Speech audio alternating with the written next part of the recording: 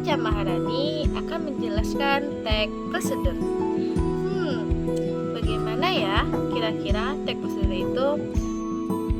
Kita akan melanjutkan materi tentang teks prosedur mengenai pengertian, jenis-jenis, ciri-ciri, dan strukturnya. Apa sih pengertian teks prosedur itu? Teks prosedur itu adalah langkah-langkah suatu aktivitas atau kegiatan untuk menyelesaikan suatu pekerjaan. Teks prosedur ini dibutuhkan sebagai panduan bagi seseorang dalam membuat atau menyusun sesuatu. Nah, kita masuk ke jenis-jenis teks prosedur, yaitu yang pertama ada teks prosedur sederhana.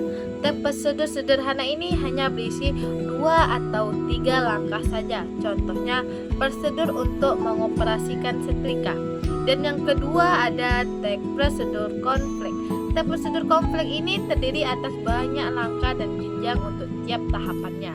Contohnya prosedur pembayaran tilang oleh polisi.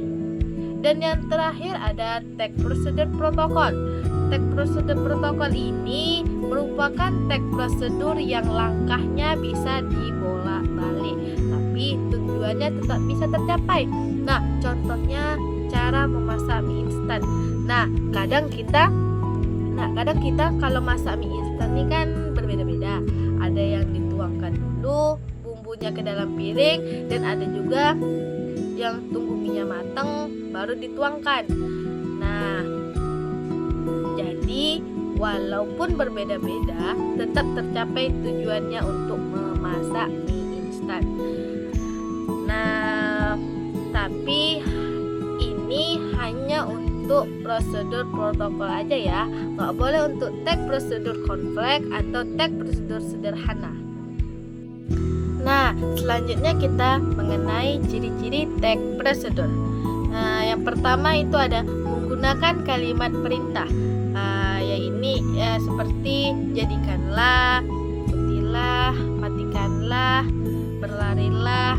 Dan yang kedua ada terdapat panduan langkah yang harus dilakukan. Namanya saja teks prosedur, pasti di dalamnya ada langkah-langkah. Dan yang ketiga ada menggunakan kata kerja aktif, seperti ibu memasak soto.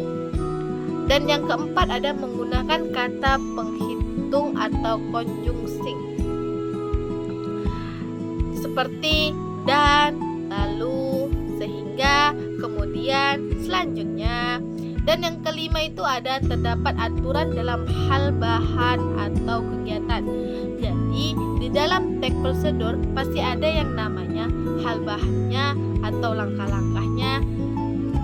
Dan yang keenam ada menggunakan kata keterangan untuk menyatakan rincian, waktu, tempat, dan cara.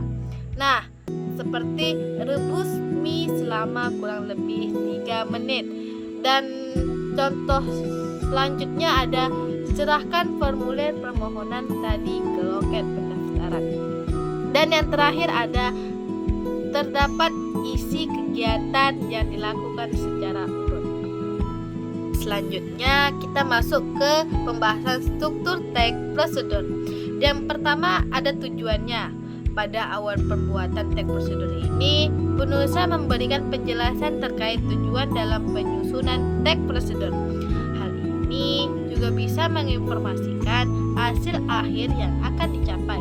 Dan yang kedua, ada materialnya, merupakan hal-hal apa saja perlu dipersiapkan dan yang dibutuhkan dalam melaksanakan atau pembuatan kegiatan tersebut.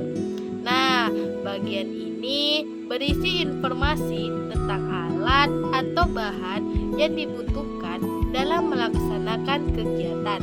Dan yang ketiga ada langkah-langkahnya.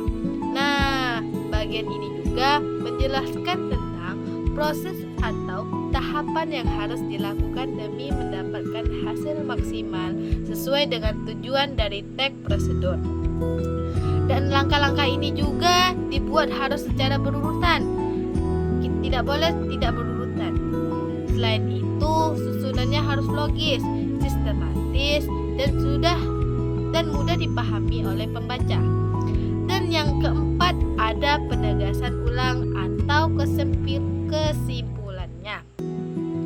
Bagian terakhir ini menjelaskan tentang kesimpulan dari suatu prosedur yang telah dilakukan. Bagian ini bersifat opsional, yakni boleh ada dan boleh tidak ada dalam teks prosedur. Nah, gimana nih teman-teman? Sudah paham belum tentang teks prosedur?